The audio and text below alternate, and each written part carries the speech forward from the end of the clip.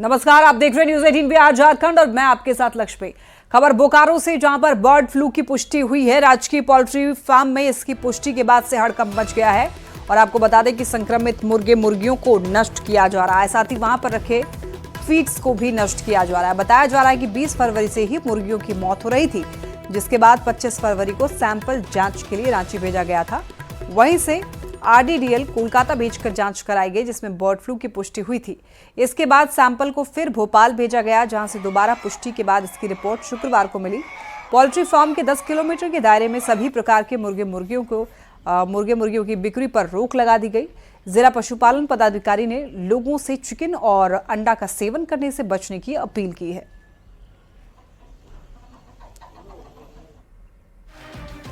तो देखिए, इन दिनों अभी आप मुर्गे को खाने से बचें, अंडा खाने से भी आपको इस वक्त बचना चाहिए।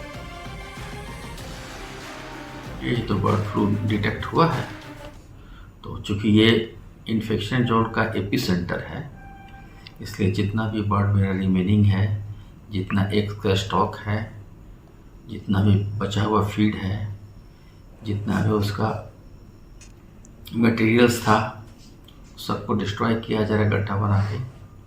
10 किलोमीटर के रेडियस में आम जन को एक अपील है कि भाई अभी मुर्गा और मुर्गा का प्रोडक्ट अंडा से का सेवन पूर्णतः एकदम बंद रखें।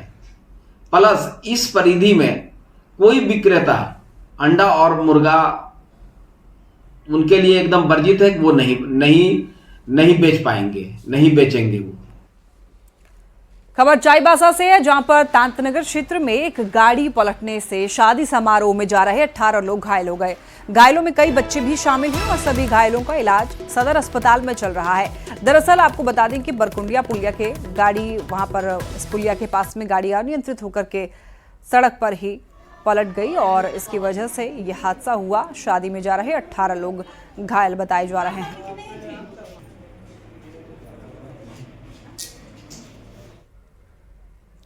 खबर खूंटी से, जहां पर जरियागढ़ थाना पुलिस ने सूचना के आधार पर पीएलएफआई उग्रवादी महावीर गोप को गिरफ्तार करके जेल भेज दिया है। उग्रवादी महावीर कई सालों से फरार चल रहा था। दरअसल जब पुलिस इसके ठिकाने बाकसपुर पर पहुंची तो वो भागने लगा, लेकिन पुलिस ने खदेड़ कर उसे पकड़ लिया। पूछताछ के दौरान उग्रवादी ने कई अहम जानकारी भी दी है।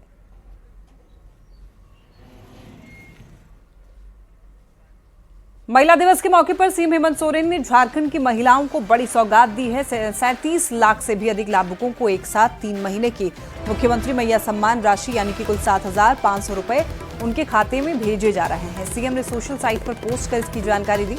उन्होंने अपने पोस्ट में लिखा है, महिला दिवस पर सभी मैया को सम्मान, 7,500 रुपए सभी के बैंक खातों में पहुंच रहे हैं। होली पर मैया परिवार के साथ रंगों का आनंद ले सकती हैं। राशि का उपयोग परिवार की खुशियों को बढ़ाने में कर सकती हैं। मैं सभी राज्य की महिलाओं को नमन करता हूं, उनके उज्जवल भविष्य की कामना करता हूं। जय झारखंड, ये उन्होंने सोशल मीडिया साइट एक्स पर पोस्ट करके भैया को राशि भेजने का उसके बाद की खुशी उन्होंने भी जताई है।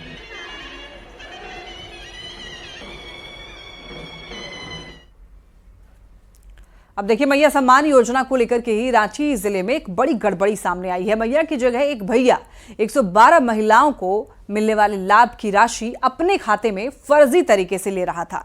डीसी की जांच में यह खुलासा हुआ और खुलासा होने के बाद में आरोपी के खिलाफ मामला दर्ज करने का आदेश दिया गया है। सरकार की फ्लैगशिप योजना से खिलवाड़। मैया सम्मान योजना में बड़ा फर्जीवाड़ा।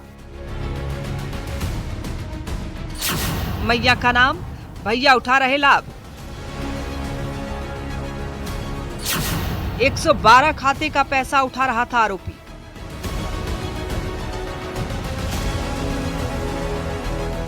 मैया सम्मान योजना वो योजना जिसने लगातार दूसरी बार झारखंड में हेमंत सोरेन की सरकार तय की।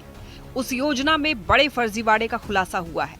नाम मैया का और लाभ उठा रहे थे भैया। रांची डीसी की पड़ताल में पूरे फर्जीवाड़े का खुलासा हुआ है। 112 महिलाओं की मैया सम्मान राशि अपने खाते में ट्रांसफर कराने वाले आरोपी का नाम कार्तिक पातर है। उसका भाई श्रीकांत पातर प्रज्ञा केंद्र संचालक है और उसी के सहयोग से पूरी साजिश रची गई थी। एक मामला आया है एक कार्तिक पातर नामक व्यक्ति जो है तमाड़ प्रखंड में 112 महिलाओं का पैसा अपने खाते में एंट्री करके लिया है और ये बहुत गंभीर मामला है। तो हमने इसमें एफआईआर दर्ज करने के लिए तो संबंधित प्रखंड विकास पदाधिकारी को बताए हैं। आपको बताते हैं कि आखिर कैसे रची गई ये पूरी साजिश। आरोपी कार्तिक पातर ने अपने भाई श्रीकांत पातर के साथ मिलकर पूरी साजिश रची थी। श्रीकांत पातर प्रज्ञा केंद्र संचालक है और उसके पास मैया सम्मान के लिए महिलाओं ने आवेदन जमा किए थे। जिन महिलाओं के नाम योजना से जुड़ चुके थे उनके बैंक खाते की जगह कार्तिक पातर का बैंक खाता अंकित कर दिया गया। इसके बाद 112 महिलाओं के खाते में आ रही राशि कार्तिक पातर के खाते में आ रही थी। मैया सम्मान योजना में अब तक रांची में 11,000 से भी अधिक गड़बड़ी सामने आई है। ये फर्जीवाड़े का ही असर है कि कई महिलाएं अभी भी लाभ के लिए सरकारी ऑफिस और प्रज्ञा केंद्र का चक्कर काटने के लिए मजबूर हैं। राशन कार्ड नहीं बना हुआ है इस वजह से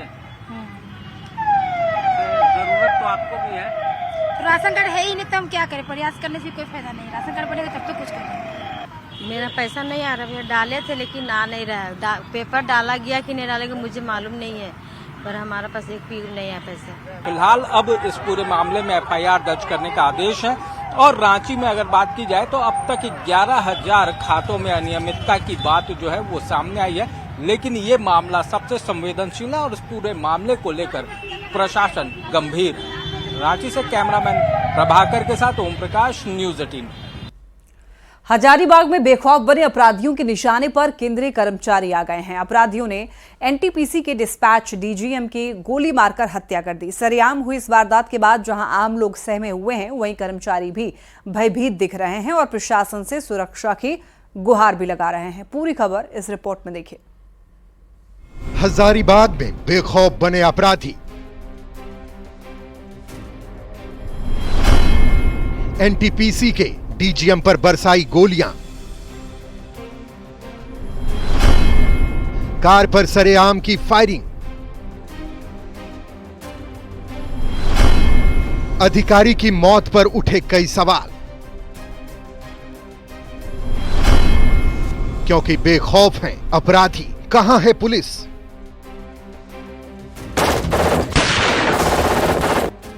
हजारीबाग में अस्पताल के बाहर खड़ी कार, उस पर गोलियों के निशान। अंदर और बाहर खड़ी भीड़ ये बताने के लिए काफी है कि कुछ बड़ी घटना हुई है।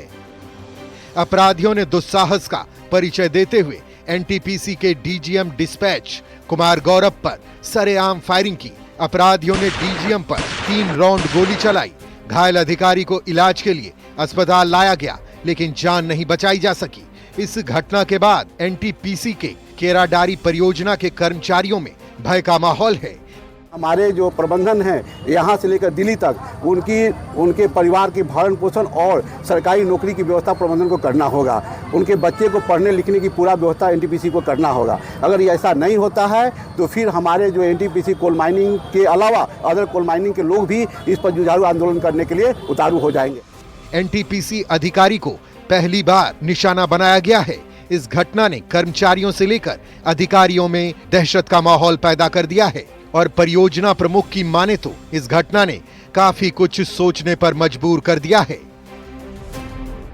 किसी एम्प्लॉय को क्या लेना देना इन सब चीजों, कुछ भी नहीं। एब्सोल्युटली, मतलब ये सिर्फ और सिर्फ एट रैंडम एक दहशत फैलाने का ये है और इसके लिए तो अब हम लोग उस पर देखेंगे क्या हो सकता है, क्या बातचीत करेंगे। अधिकारी जो है सुरक्षा की गुहार लगा रहे, तो वहीं पर जो है इस घटना को लेकर हजारीबाग के एसपी भी यहाँ पर पहुंचे। इसके अलावा जो है घटनास्थल पर भी पहुंचकर जो है हर एक पहलू पर छानबीन की जा रही है और इसको लेकर जो है एसपी ने भी कहा है कि जल्द ही जो है इसकी जांच होगी और उसके बाद जो अपराधी है वो पुलिस के गिरफ्त में होंगे। Sushant Soni, news 18, Hazaribagh.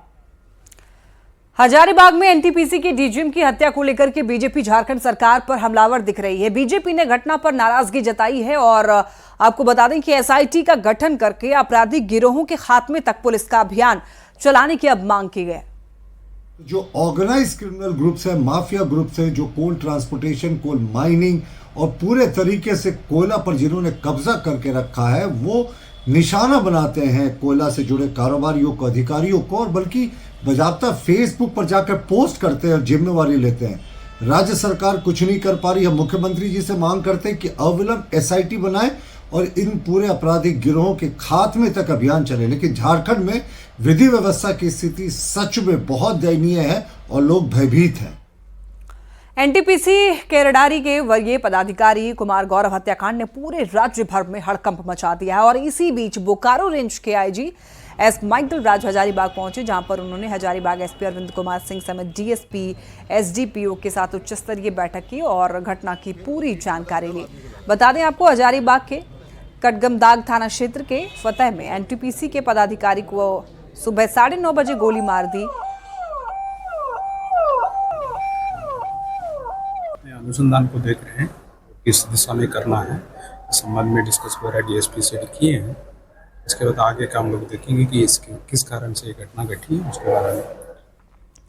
Social media के जरिए खुद को कई शातिर अपराधी खुद को रॉबिन हुड बता रहे हैं और कई अपराधी तो सोशल मीडिया का सहारा लेकर अपराध को अंजाम भी दे रहे हैं। शुक्रवार को रांची के बरियातू थाना क्षेत्र में जिस तरह से अमन साहू के गुर्गों ने वारदात को अंजाम दिया, पुलिस का कहना है कि जो भी कानून व्यवस्था को हाथ में लेंगे उनके खिलाफ कार्रवाई की जाएगी और खासतौर से पुलिस सोशल मीडिया पर भी नजर रख रही है। ऐसे जो मीडिया प्लेटफॉर्म है जिसका ऑफिस इंडिया से बाहर होता है तो उससे सूचनाएं लेने में थोड़ी विलंब होता है हम लोग को, लेकिन हम लोग का इन्वेस्टिगेशन ऑन ट्रैक है। सोशल मीडिया पे आप जानते हैं कंट्रोल करना थोड़ा कठिन है, चूँकि ज़्यादातर जो है, और मुझे लगता है बहुत सारे उसके फेक अकाउंट्स भी होंगे, बहुत सारे लोग जो हैं वो, बट इसको हम लोग टेकअप करेंगे, इसको फॉलोअप करेंगे। साहिबगंज में अतिक्रमण के खिलाफ प्रशासन का बुलडोजर चला, जिसमें 20 से भी अधिक दुकान को ध्वस्त किया गया। बरहरवा प्रखंड क्षेत्र के श्रीकुंड ब्रिज मोड़ के पास में सड़क किनारे लगी अवैध दुकानों और ढाबों का निर्माण किया गया था, जिससे अतिक्रमण की समस्या हो रही थी। प्रशासन की कार्रवाई से अतिक्रमणकारियों में हड़कंप मचा रहा और कार्रवाई के दौरान भारी संख्या में पुलिस बल के जवान वहां पर मौजूद रहे। जिला प्रशासन के निर्देशानुसार आज हम लोग तय करके कोटाल और थाना प्रभारी के साथ पूरे दल बल के साथ आए हुए थे और आज पुनः पहले प्रयास किया गया कि जो भी रैयत है भूवर्जन के अंतर्गत आ रहे हैं स्वेच्छा से खाली कर दें। कुछ लोगों ने खाली किया भी है और कुछ लोग खाली नहीं किए, सब उनके साथ बलपूर्वक खाली कराए और इसके बाद हम लोग रोड पर किया उसका। गर्मी की शुरुआत के साथ ही जमशेदपुर में वन विभाग की परेशानी बढ़ती दिख रही है। जंगल में लगातार लग रही आग जहां हरियाली को नष्ट कर रही है, वहीं बुझाने में वन विभाग के पसीने छूट रहे हैं। वन विभाग अब जागरूकता अभियान के जरिए इस आग पर काबू पाने की कोशिश में है। पूरी खबर इस रिपोर्ट में जानिए।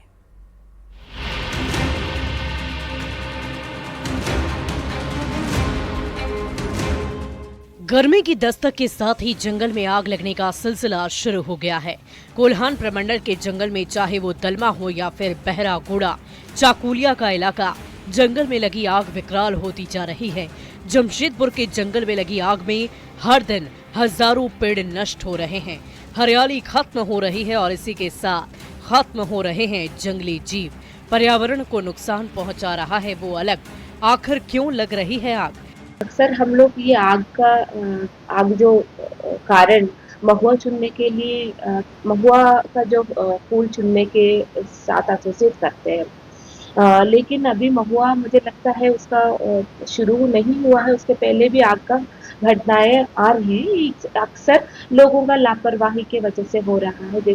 थोड़े से पैसों की लालच या फिर साजिश, आप चाहे जो कुछ भी माने, जंगल में लगी आग ने वन विभाग को परेशान कर रखा है। आग रोकने के हर उपाय के साथ लोगों को जागरूक भी किया जा रहा ताकि ये आग और नहीं फैल सके। गाँव में जाके हमारे जो टीम है, हमारे जो टेक्निकल पर्सन से, फॉरेस्ट गार्ड से, एक एक व्यक्ति से हम लोग बात करेंगे और उनको अवेयर करेंगे कि जंगल में आग लगने से क्या क्या इश्यूज होगा और आग नहीं लगाने के लिए आपको क्या क्या मेजर्स लेना चाहिए। इस तरह का हम लोग उनको अवेयर कर रहे हैं। जमशेदपुर के जंगल में लगी आग हर गुजरते दिन के साथ विकराल होती जा रही है। बुझाने की कोशिश नाकाम दिख रही है और इसी के साथ दूषित हो रहा है पर्यावरण।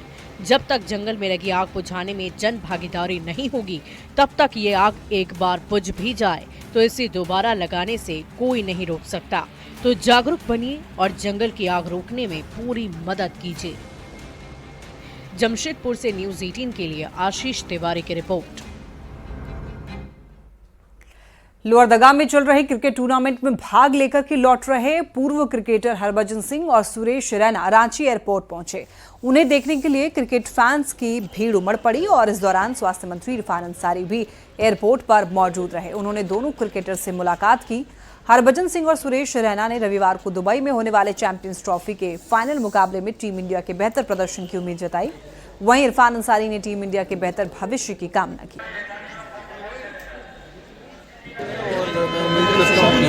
शुभमन और रोहित का बल्ला भी बोले, विराट का तो बल्ला बोला है, केएल राहुल का बल्ला बोला है, श्रेयस अय्यर का बल्ला बोला है। तो टीम जितनी ज़रूरी है, मुझे लगता है कि वो टीम काफ़ी सक्षम है, अच्छी टीम है। मुझे लगता है कि टीम इंडिया जीत के वापस कर रहे हो। I think Rohit led the team really really well. Look at Virat Kohli. I think Shubman Gill gonna do really well tomorrow. Varun Chakravarthy, Kuldeep Yadav, Axar, Jadeja, Mohammed Shami is doing really really well. Toss will be very vital. जब ये लोग खेलते थे तो हमेशा मुझे लगता था कि हम लोग जीतेंगे और मन में ख्वाहिश थी कि कम से कम 5 से मिलें। तो आज मिलने का मौका मिला, अच्छा लगा। और सबसे बड़ी बात है कि ये लोग मुझे पहले से जानते थे, इरफान अंसारी को पहले से जानते थे, तो चलिए अच्छा लगा। वो खेल जगत में अच्छा कर रहे हैं तो हम लोग राजनीतिक जगत में अच्छा कर रहे हैं। बीजेपी ने हेमंत सरकार की योजना मिशन यूपीएससी पर बड़ा सवाल उठाया है। बीजेपी प्रवक्ता अजय शाह ने कहा कि इस योजना के तहत छात्रों की मेरिट लिस्ट तैयार करने का तरीका पूरी तरह से अनुचित है। उन्होंने आगे ये कहा कि जिन छात्रों ने पहले ही यूपीएससी प्रीलिम्स और मेंस जैसी कठिन परीक्षाएं पास कर ली है, उन्हें कोचिंग के लिए आर्थिक सहायता देने की क्या जरूरत है। सरकार ने कहा है कि जो मेरिट लिस्ट बनेगा हम किन आदिवासी बच्चों को देंगे, उसमें है कि हम उन आदिवासी बच्चों को देंगे जिसमें 4 क्राइटेरिया लिखा गया है। सबसे पहला क्राइटेरिया है कि जिस आदिवासी बच्चे ने यूपीएससी का सिविल सर्विसेज का इंटरव्यू दिया होगा उसको हम कोचिंग करने के लिए पैसे देंगे। यानी जो बच्चा इंटरव्यू दे चुका है आप उसको कोचिंग करने के लिए पैसे देने वाले। यानी आपने ये कहा कि हम दुकान खोलने के लिए तुमको लोन देंगे और सर्टिफिकेट क्राइटेरिया में मांग रहा है कि दुकान का सर्टिफिकेट हमारे पास दो। आप गाड़ी चलाने के लिए उसको गाड़ी देना चाहते हैं और आप बोल रहे हैं ये योजना उसी को मिलेगा जिसके पास पहले से गाड़ी हो। ये इससे बड़ा फ्रॉड और इससे बड़ा ढकोसला कुछ नहीं हो सकता है।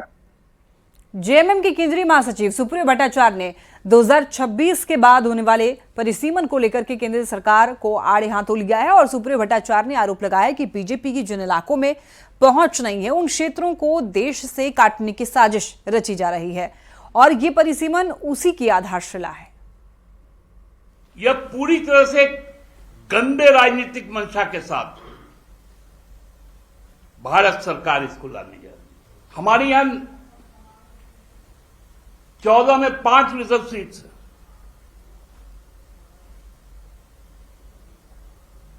और 24 जब हो जाएगा